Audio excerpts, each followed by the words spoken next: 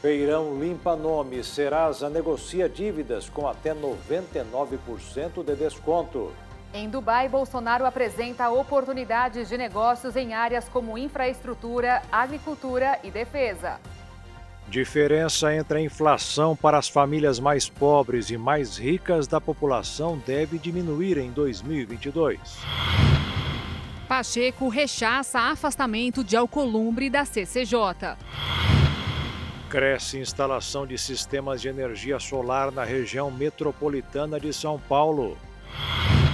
Israel aprova vacinação contra a Covid para crianças entre 5 e 11 anos.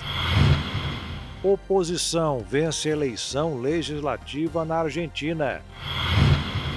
Conheça as seleções classificadas para a Copa do Mundo de 2022. Agora no Jornal das 22.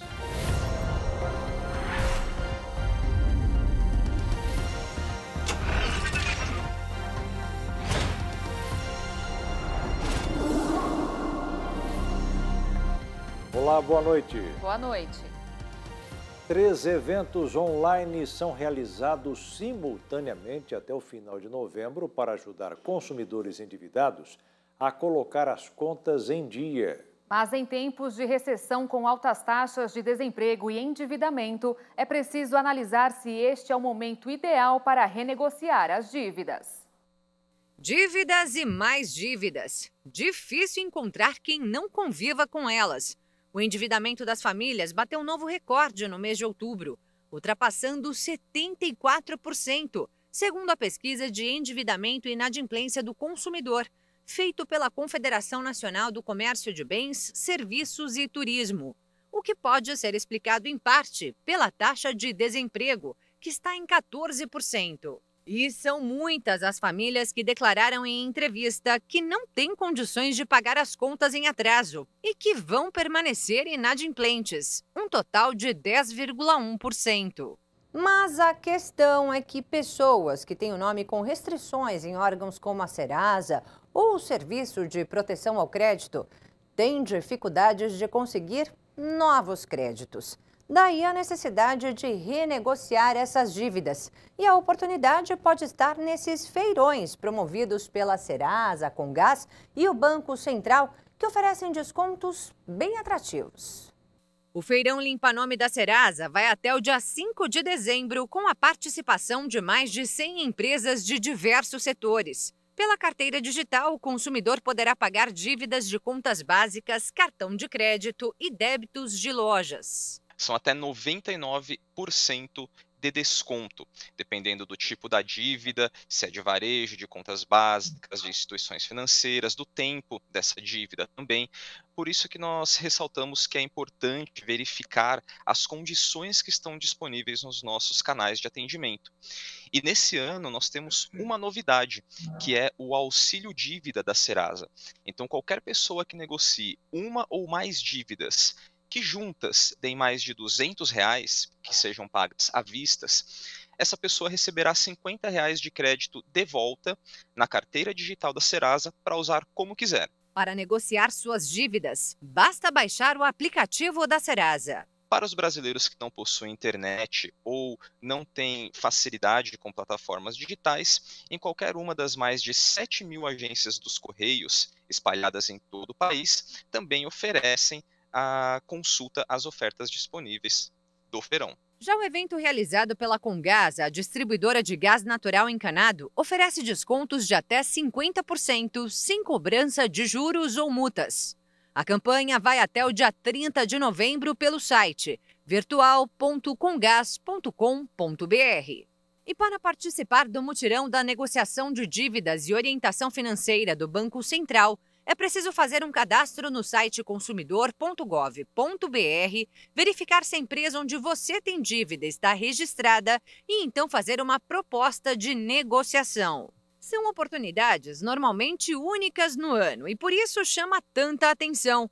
Mas será que esse é o momento ideal para renegociar suas dívidas? Segundo a educadora financeira Sol Dantas, é preciso avaliar muito bem para não se endividar ainda mais. Vamos supor que ela traz um condomínio ou atrás do financiamento de um imóvel, de um veículo, para honrar com essa oportunidade. Ela pode comprometer e criar uma dívida que compromete o bem. Então, ela pode se prejudicar se ela agir no impulso, né? Sem organização financeira. A dica é construir uma reserva antes de dar início a uma negociação. E quando ela vem se organizando ao longo do ano, que é o que eu ensino aos meus clientes, né, e falo para quem não tem essa organização financeira, para construir essa reserva para quitação, para quando chegar essa oportunidade ter como quitar, é libertador. E como é? Mas muitas vezes o tempo passa, a pessoa não consegue se reorganizar e a dívida prescreve. Nesse caso, o nome do devedor deixa de ficar negativado, conforme o Código de Defesa do Consumidor, que veda a manutenção de informações negativas por período superior a 5 anos. Mas isso não significa que aquele débito não exista mais. E sim, tem consequências.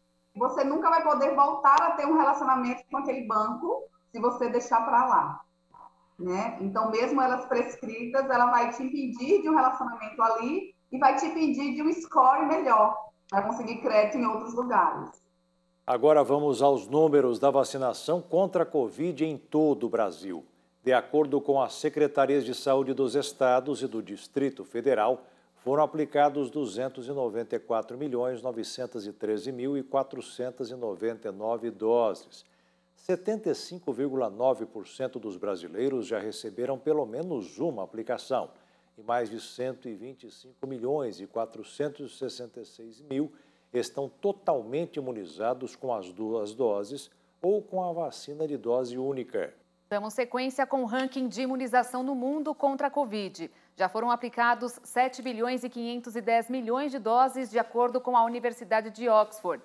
A China continua na liderança com 2 bilhões e 390 milhões de aplicações. A Índia em segundo com 1 bilhão e 120 milhões. Em terceiro estão os Estados Unidos, em quarto o Brasil e em quinto a Indonésia. Cerca de 210 mil profissionais da educação com idade a partir de 40 anos podem tomar a terceira dose da vacina contra a Covid-19 na cidade de São Paulo a partir de amanhã. Segundo a Secretaria Municipal da Saúde, é preciso ter recebido a segunda dose da vacina há ao menos 6 meses. O reforço será para quem trabalha tanto na rede pública quanto na particular. Os demais profissionais com idade a partir de 18 anos poderão receber a dose extra a partir da próxima segunda-feira. Também estão sendo imunizados com a terceira dose guardas civis metropolitanos, sepultadores e fiscais da Prefeitura. Nesta segunda-feira, o último paciente internado com Covid-19 no Hospital Municipal Ronaldo Gazola, em Acari, na zona norte do Rio, recebeu alta médica. O prefeito do Rio de Janeiro, Eduardo Paes, e o secretário de Saúde, Daniel Sorans, acompanharam a liberação de Adelino Gomes Silva, filho de 70 anos, que estava internado desde o dia 20 de agosto. No começo da pandemia, o hospital foi designado para ser referência no município no tratamento da doença e agora, segundo o secretário Daniel Sorans, deve voltar a receber pacientes com sequelas da Covid e vítimas de outras doenças. Em viagem por países do Golfo Pérsico, o presidente Jair Bolsonaro esteve na abertura do Invest in Brazil Forum, em Dubai, com o objetivo de estreitar laços e atrair investimentos para o país. Bolsonaro cumpriu nesta segunda o terceiro dia de agendas nos Emirados Árabes, primeiro destino de uma viagem por 3 países do Golfo Pérsico. O presidente irá na terça-feira ao Bahrein e na quarta ao Catar, para apresentar oportunidades de negócios em áreas como infraestrutura, agricultura e defesa. A agenda internacional ainda inclui reuniões para debater a alta do petróleo, que tem impacto direto nos preços dos combustíveis no Brasil, e a transição energética. Integram a comitiva presidencial os ministros Paulo Guedes, da Economia, Tarcísio de Freitas, da Infraestrutura, Tereza Cristina, Agricultura, Bento Albuquerque, Minas e Energia, Augusto Heleno, Gabinete de Segurança Institucional, Carlos França, Relações Exteriores, Braga Neto, Defesa e Gilson Machado, Turismo. O Invest in Brasil Forum é organizado pela Agência Brasileira de Promoção de Exportações e Investimentos, Apex Brasil, um órgão do governo federal. O ministro da Infraestrutura, Tarcísio Gomes de Freitas, teve contatos com bancos de desenvolvimento que poderão ajudar na estruturação de projetos de concessão em infraestrutura. Freitas participou do Fórum Invest em Brasil, onde apresentou a carteira de projetos para os quais o Brasil pretende atrair sócios privados. Na próxima sexta-feira, 3 terminais portuários serão leiloados, entre eles 2 áreas em Santos. Segundo o Ministério da Infraestrutura, este é o maior leilão de arrendamento da história e exigirá investimentos de R$1 bilhão. O ministro da Economia, Paulo Guedes, disse hoje que os Emirados Árabes Unidos são os sócios ideais para os recursos naturais existentes no Brasil. Durante evento com investidores, o ministro avaliou que o Brasil teve um bom desempenho durante a pandemia de Covid-19 e destacou que a agenda de reformas no país segue em andamento. No mesmo evento, o presidente da Confederação Nacional da Indústria, Robson Braga de Andrade, destacou que o Brasil precisa ser uma indústria forte e dinâmica para novo e duradouro ciclo de crescimento. O líder da pasta da economia declarou que o Brasil está crescendo acima da média mundial e pediu para a plateia confiar no país. As afirmações foram realizadas durante a abertura do evento Invest em Brasil Fórum, que faz parte da programação da viagem oficial do presidente Jair Bolsonaro ao Oriente Médio, iniciada no sábado. Até o fim da semana, o presidente também visitará Bahrein e Catar. O Brasil foi uma das economias que menos caíram, voltaram mais rápido, criaram mais empregos e estamos crescendo também acima da média mundial. Isso graças a uma orientação do nosso presidente de não deixar nenhum brasileiro para trás durante a pandemia. No discurso, o ministro afirmou que a economia brasileira está crescendo 5,5% neste ano. A economia está crescendo 5,5% esse ano e já temos contratados para os próximos anos mais de 100 bilhões de dólares em contratos assinados em ferrovias, em gás natural, em petróleo, energia elétrica, ferrovias, portos. Guedes ainda afirmou que espera de braços abertos os recursos dos Emirados e que o Brasil vem se tornando um paraíso para investimentos. A participação dos Emirados no Brasil já é notável, já é importante e pode aumentar muito nos próximos anos. Para Robson Braga de Andrade, presidente da Confederação Nacional da Indústria, CNI, há um imenso potencial de investimento na indústria brasileira para multiplicar emprego e renda. Segundo ele, apostar no crescimento e no fortalecimento da indústria para o Brasil voltar a ter uma economia próspera é o caminho. Com a visão de um futuro melhor, promissor, participando de uma economia globalizada, nós estamos aqui em Dubai, com mais de 320 empresários da indústria brasileira, mostrando um novo Brasil, um Brasil dinâmico, um Brasil produtivo e com grandes oportunidades de investimentos em todos os setores da nossa economia, na infraestrutura, nos serviços, na indústria, na agroindústria e na agricultura. Nós temos uma vocação inequívoca, uma vocação para o desenvolvimento econômico e social do nosso país. Estamos trabalhando para internacionalizar nossas empresas, levar para o Brasil investimentos e trazer empresários brasileiros para investimentos fora do Brasil. E veja a seguir, profissionais se reinventam na contramão da pandemia. E ainda, feira de profissões. Estudantes vivem o desafio de escolher uma carreira.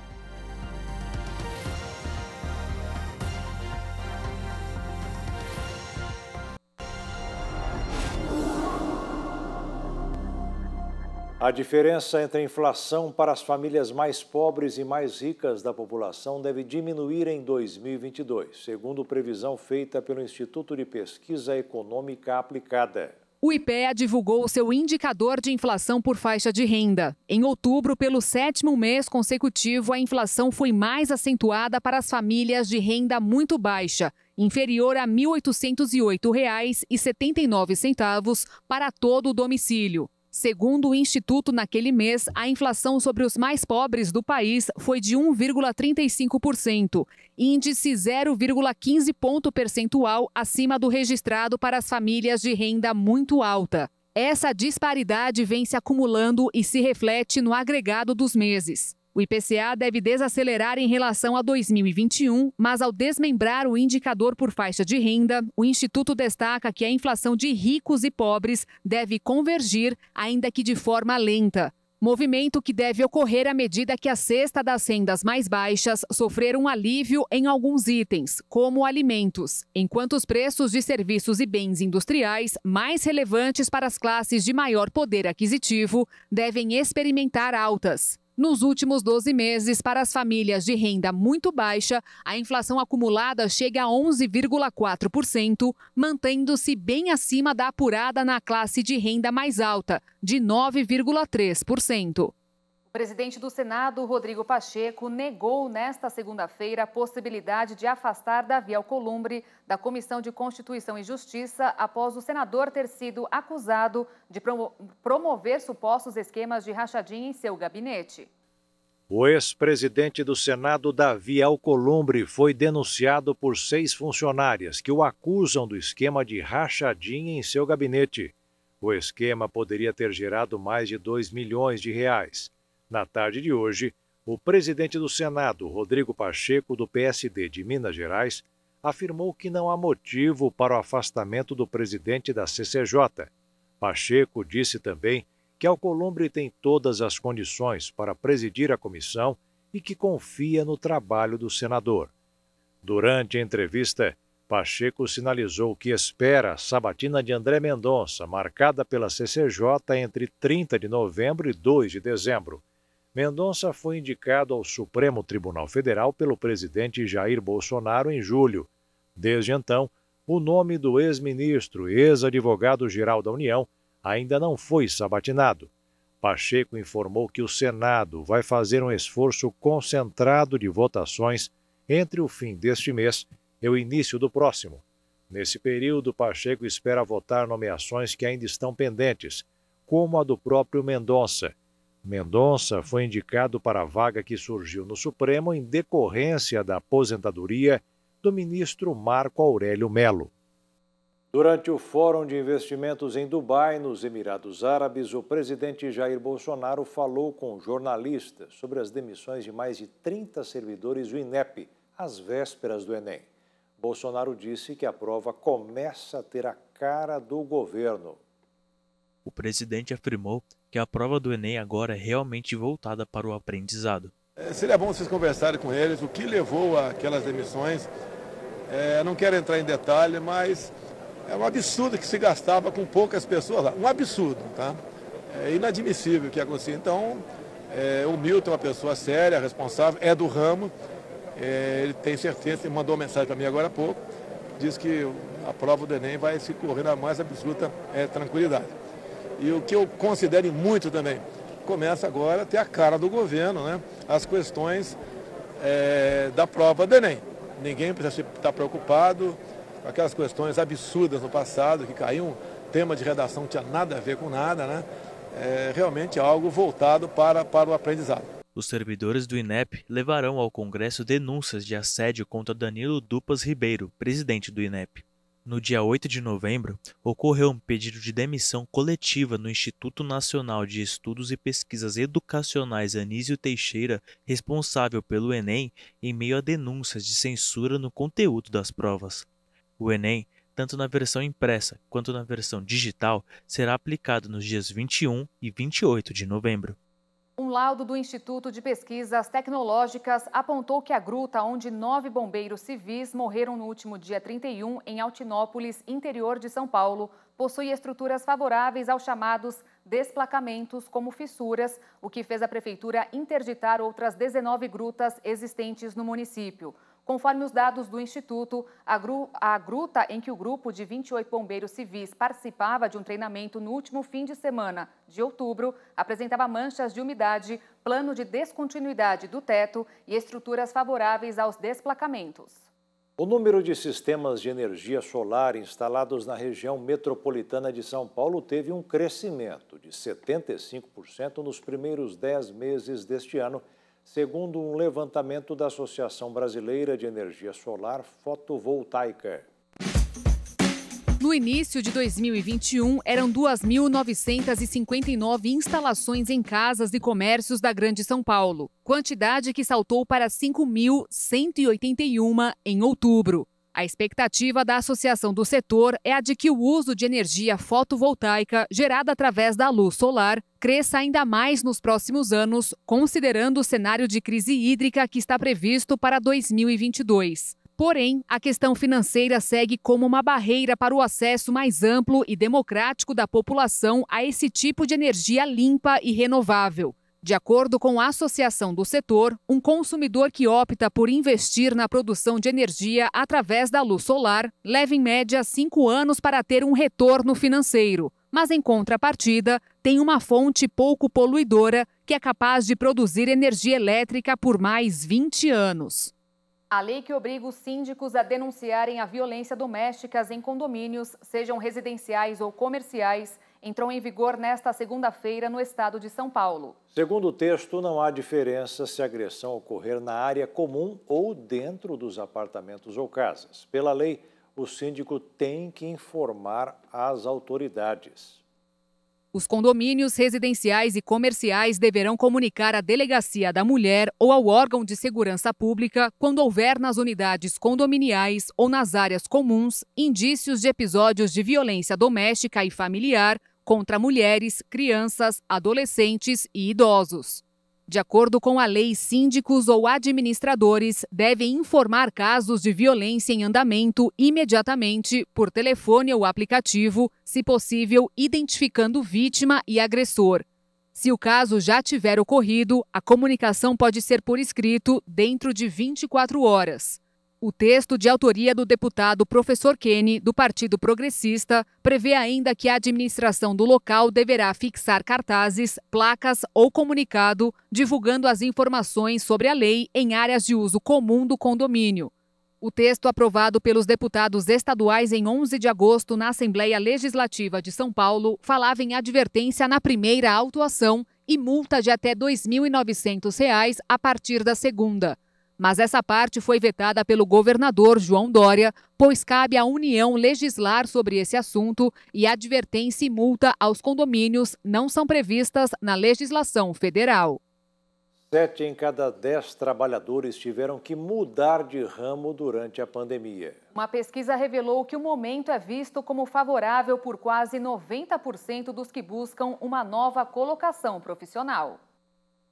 O levantamento realizado por um site de empregos chegou à seguinte conclusão: que as medidas impostas para tentar frear o avanço da pandemia a partir de março do ano passado paralisaram a economia e muitos trabalhadores tiveram que se adaptar ao momento. Isso levou cerca de 71,4% das pessoas a mudar a área de atuação.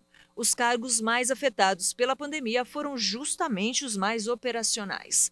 Para o futuro, a expectativa é que as pessoas continuem na nova área de atuação. O levantamento mostra ainda que os profissionais estão otimistas com a recolocação e 86,7% avaliam que o avanço da vacinação no Brasil vai facilitar a conquista de um emprego novo. Embora muitos brasileiros tenham enfrentado desligamentos nos últimos meses, a demanda por profissionais para o último trimestre do ano é positiva. Entre os entrevistados, 49,5% buscam uma oportunidade ainda em 2021. E o cenário é favorável. Afinal, com o aquecimento do comércio, impulsionado pelas festas de fim de ano e datas comerciais, esse é um bom momento para os que desejam terminar o ano com uma nova colocação profissional, mesmo que temporária.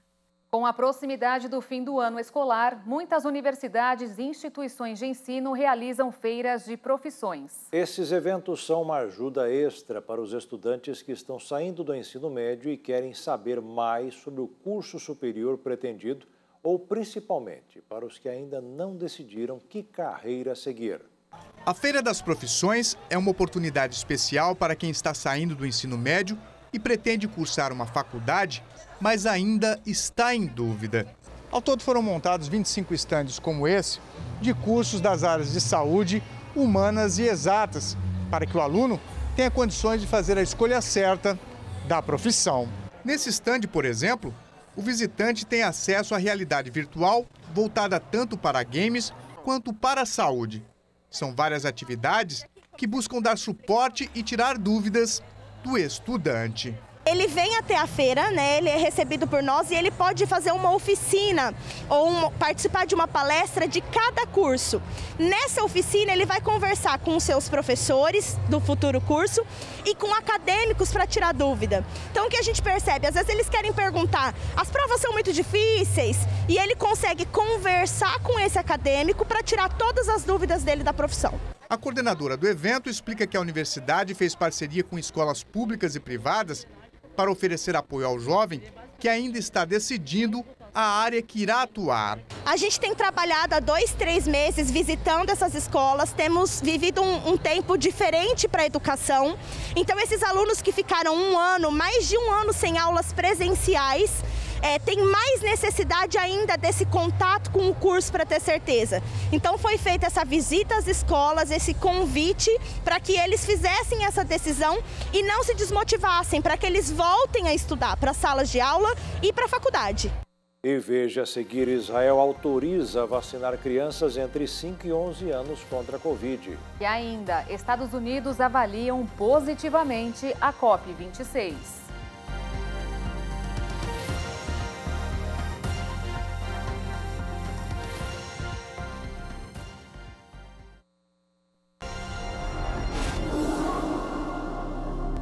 O Brasil registrou nas últimas 24 horas 63 mortes por Covid e 2.800 novos casos, segundo o Ministério da Saúde.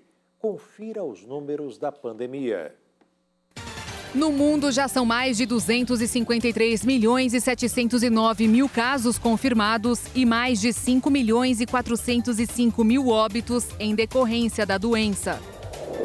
Os Estados Unidos se aproximam dos 47 milhões e 149 mil pessoas diagnosticadas e tem um total de 763.437 vítimas fatais.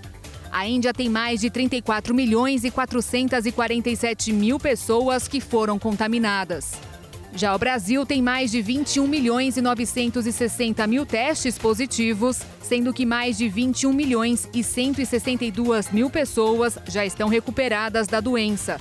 O país tem um total de 611.346 mortes registradas. O Reino Unido passou dos 9 milhões e 648 mil contaminações. E a Rússia passou dos 8 milhões e 956 mil casos confirmados. O governo de Israel decidiu liberar a aplicação da vacina Pfizer-BioNTech contra a Covid em crianças com idade entre 5 e 11 anos.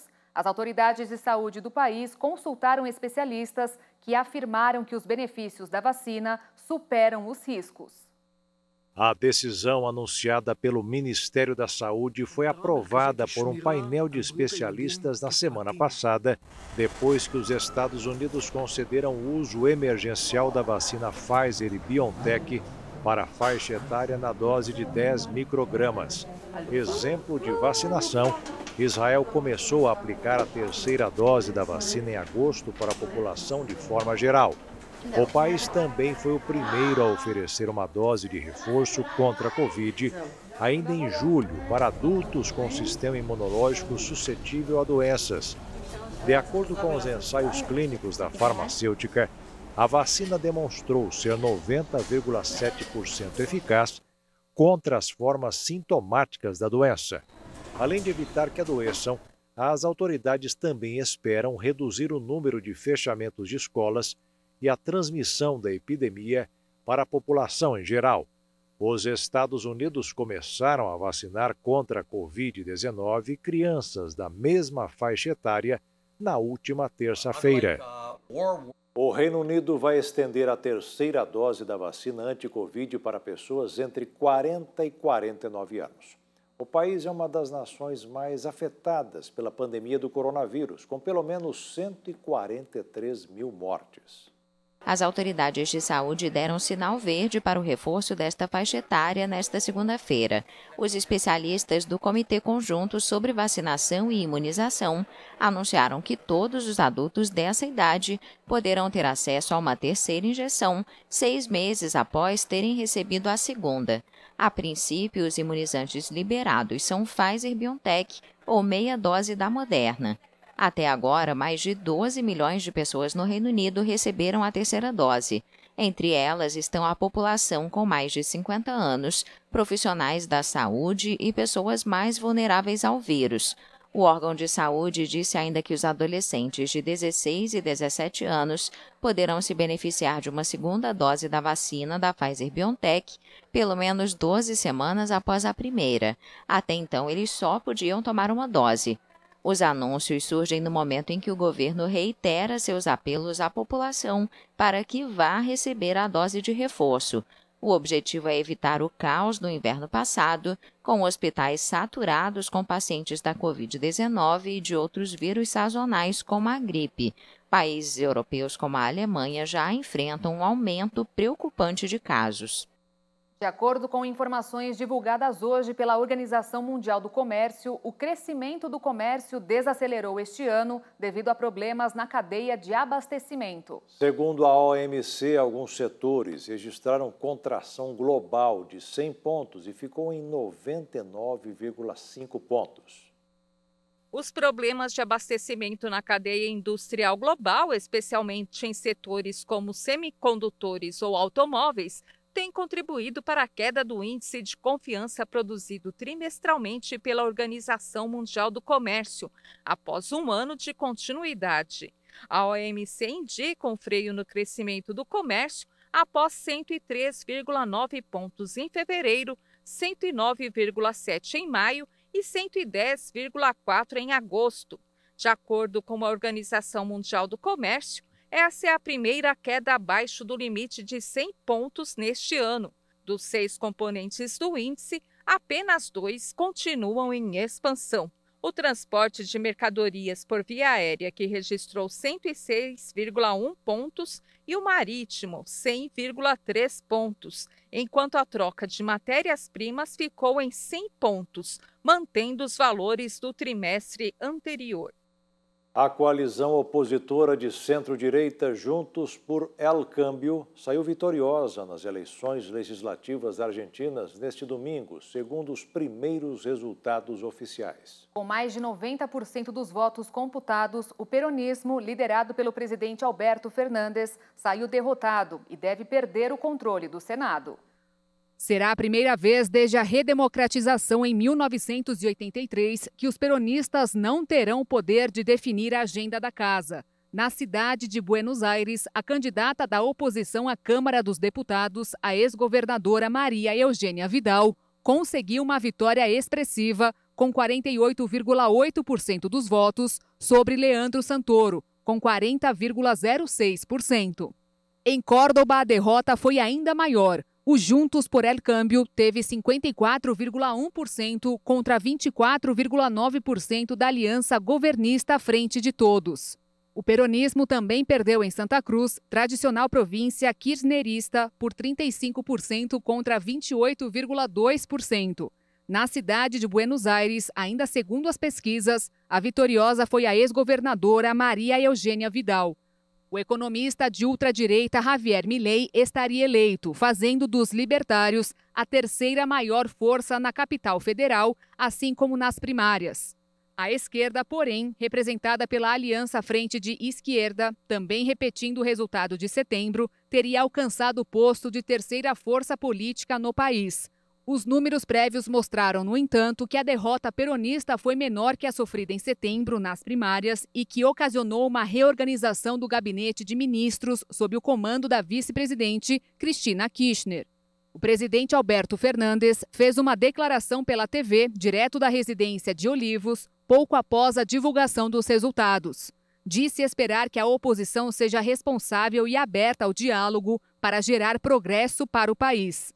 Declarou ainda que é o momento de olhar para adiante e falou dos vários desafios que o país enfrenta, entre eles o da reativação econômica e a emergência sanitária.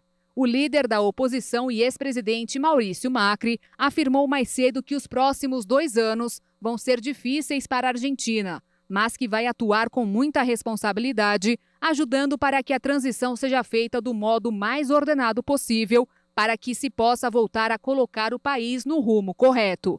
Na economia, o país encontra uma tarefa difícil. A inflação está acumulada em 52,5% ao ano e o desemprego na casa dos 20,2%, enquanto 40% da população está na pobreza. Para conter a cifra e a tensão social, o governo apostou num congelamento de preços de 1.400 produtos que irá até janeiro. Do ponto de vista político, uma derrota do peronismo pode fazer com que os governistas fiquem sem a possibilidade de ter quórum para iniciar uma sessão no Senado sem o apoio da oposição.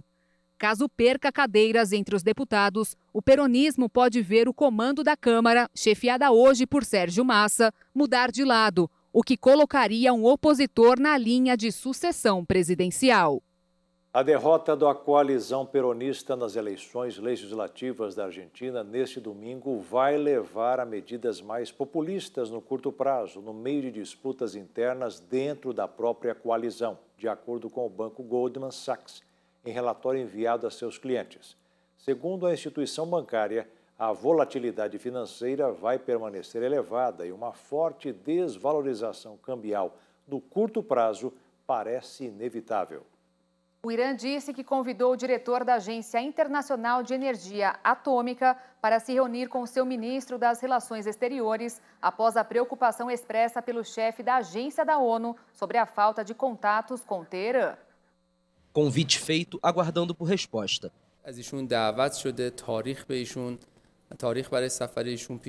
Grossi foi convidado, uma data de visita foi apresentada e, se Deus quiser, ele vem ao Irã em breve. Estamos esperando a resposta dele. Se responder à data sugerida, ele se reunirá com o nosso ministro das Relações Exteriores durante a visita, além do chefe da nossa Organização de Energia Atômica.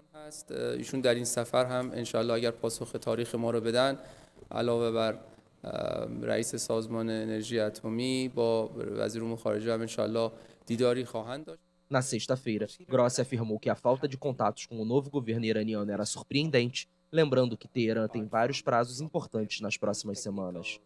Em uma conversa com jornalistas, o argentino disse que não tinha contato com o governo iraniano há mais de 5 meses. Os comentários de Grossi vieram um pouco antes da previsão de retomar as negociações, marcadas para 29 de novembro, em Viena. As discussões com o objetivo de salvar o acordo nuclear de 2015 estão suspensas desde a eleição de junho do presidente ultraconservador Ebrahim Raisi. O enviado especial dos Estados Unidos para o clima, John Kerry, avaliou que a cúpula do clima COP26, realizada em Glasgow, na Escócia, mostrou mais ambição do que o esperado. Em uma conferência sobre o meio ambiente em Paris, o enviado especial dos Estados Unidos para o clima, John Kerry, disse estar um pouco surpreso com as matérias negativas da imprensa sobre o resultado da cúpula do clima da ONU. O americano qualificou as reportagens de catastrofistas. Para ele, essa cobertura demonstra uma falta de compreensão em relação ao desenvolvimento da COP26. The mission was for this year to raise ambition as high as we could raise it. A missão deste ano era elevar a ambição o mais alto que pudéssemos, traçar um roteiro até 2030 e, de fato, até 2050, e lidar com as finanças. Fizemos tudo isso. A ambição é maior do que qualquer um imaginou que poderia ser. We did all of that. Ambition is higher than anybody imagined it could be. Kerry disse ainda que Glasgow inaugurou uma nova era de responsabilidade. No último sábado, após 2 semanas de duras e difíceis negociações, quase 200 países assinaram um acordo para tentar conter o aquecimento global descontrolado, embora o nível das medidas acordadas não tenha sido o que os cientistas consideram necessário. O anfitrião da cúpula, o primeiro-ministro britânico Boris Johnson, elogiou o acordo alcançado como realmente histórico. Ele afirmou, porém, que sua satisfação foi tingida de decepção, uma vez que nem todos os países concordaram em reduzir, gradualmente, o uso de hidrocarbonetos. E veja a seguir, Hamilton vence Grande Prêmio de São Paulo em fim de semana impressionante da Fórmula 1. E conheça os países classificados para a Copa do Mundo de 2022.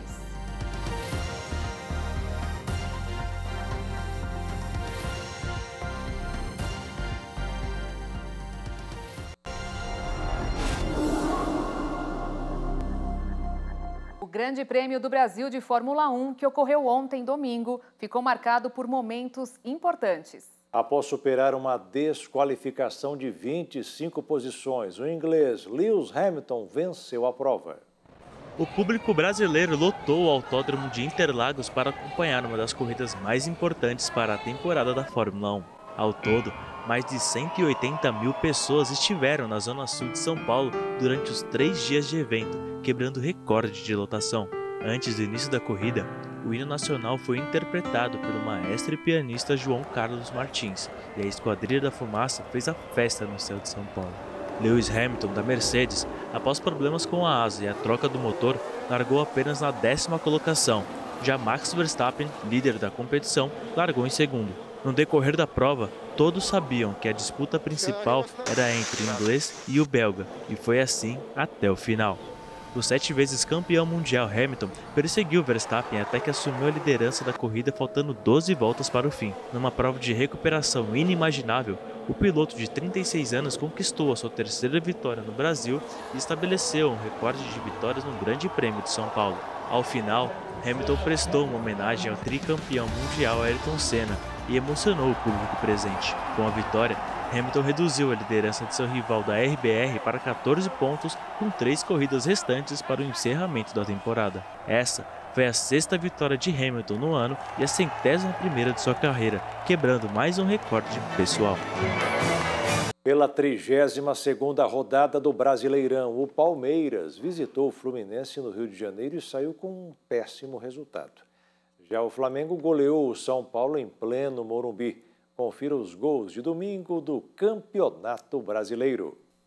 Com o início de jogo avassalador, o Flamengo abriu o placar com Gabigol antes mesmo dos 30 segundos de jogo. O segundo veio logo em seguida, aos 3 minutos, com Bruno Henrique.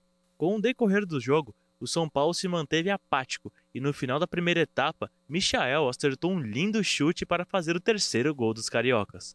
No segundo tempo, o ritmo do jogo se manteve e aos 9 minutos, Michael obrigou o Volpi a fazer uma boa defesa, mas na sequência da mesma jogada, o atacante recebeu o cruzamento de Bruno Henrique para fazer o 4º gol. Com a vitória, o Flamengo chegou a 60 pontos e assumiu a vice-liderança da competição. Com eficiência nas oportunidades que teve e brilho de João Ricardo, o Ceará superou o Sport por 2-1 na Arena Castelão. Com gols de Vina e Marlon, o Ceará chegou aos 42 pontos e assumiu a 10ª colocação. O atacante Michael fez o gol do Sport, que se manteve na zona de rebaixamento com 30 pontos. Chapecoense e Juventude se enfrentaram na Arena Condá. O Juventude venceu o confronto por 2-0 e conquistou uma vitória importante para o decorrer do campeonato. Os gols do triunfo da equipe gaúcha foram marcados por Guilherme Castilho e Vitor Mendes, ambos na primeira etapa. Com a vitória, o Juventude chegou aos 36 pontos e embolou a briga contra o rebaixamento. Já a Chapecoense amarga a lanterna e já está matematicamente rebaixada. E encerrando o domingo, o Palmeiras visitou o Fluminense no Maracanã e saiu na frente. Dudu abriu o placar com um golaço em chute de fora da área ainda no primeiro tempo. Mas após o intervalo, o Fluminense retornou melhor e contou com o brilho de Iago Felipe, que marcou 2 vezes em chutes de longe para garantir o triunfo. Com a vitória, o Fluminense ocupa a 8ª colocação com 45 pontos. Já o Palmeiras caiu para a 3ª posição e soma 58 pontos. O comitê organizador da Copa do Mundo de 2022 realizou uma cerimônia para celebrar a classificação de diversas seleções para o Mundial. No evento foram hasteadas as bandeiras dos países que garantiram vaga na competição. A celebração, que ocorreu na Orla de Doha, contou com a presença de autoridades do comitê organizador, além dos embaixadores dos respectivos países no Catar. 9 seleções já estão classificadas para o torneio: Brasil, Alemanha, Bélgica, Croácia, Dinamarca, Espanha, França e Sérvia, além do próprio time anfitrião. A Copa do Mundo do Catar, que começará no dia 21 de novembro de 2022, promete ser uma das mais especiais dos últimos anos, por tudo que irá representar para a região. Segundo o secretário-geral do comitê organizador, Hassan Al-Tawadi, o comitê irá realizar a mesma cerimônia para cada time que se classificar para o torneio.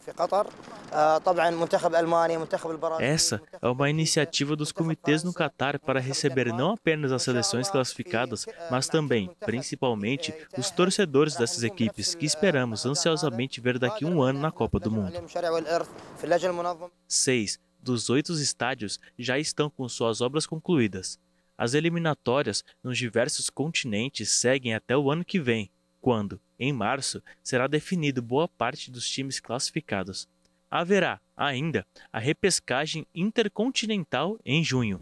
O sorteio dos grupos está marcado para o dia 1º de abril do ano que vem, e o Brasil buscará, nos desertos do Catar, o seu Hexa Mundial. Na noite de hoje, a Inglaterra e a Suíça também garantiram vagas para a Copa. A seleção brasileira, já classificada, enfrentará amanhã a Argentina na cidade de San Juan, interior do país. Os argentinos dependem da vitória para garantir a vaga para a Copa do Mundo de 2022. A empresa Epic Games desistiu da disputa envolvendo a versão chinesa de seu popular jogo Fortnite após 3 anos, tentando se estabelecer no maior mercado mundial de games online, devido às medidas adotadas pelo governo para combater o vício dos jovens no entretenimento digital. O jogo, que tem mais de 350 milhões de usuários, nunca recebeu uma autorização definitiva do governo chinês para lançamento e comercialização. Os videogames representam uma importante fonte de renda na China, mas são criticados por serem viciantes para os jovens. Em agosto, as autoridades impuseram um limite drástico de 3 horas de videogames por semana para menores de 18 anos. Centenas de produtores chineses prometeram em setembro monitorar melhor seus produtos para evitar conteúdo politicamente prejudicial e restringir a idade dos jogadores para cumprir com as disposições do governo. O Fortnite é gratuito para download, mas gera bilhões de dólares em receita com a venda de itens adicionais para personagens. O jogo rapidamente se tornou um fenômeno mundial, a ponto de algumas partidas serem acompanhadas ao vivo por milhões de espectadores. E olha só, uma cachorrinha foi flagrada furtando um pacote de pães em um açougue de Nova Esperança, no interior do Paraná. A ação criminosa foi gravada pelas câmeras de segurança do estabelecimento. Nas imagens externas, a cachorrinha aparece atravessando a rua. Em seguida, ela olha o estabelecimento e entra.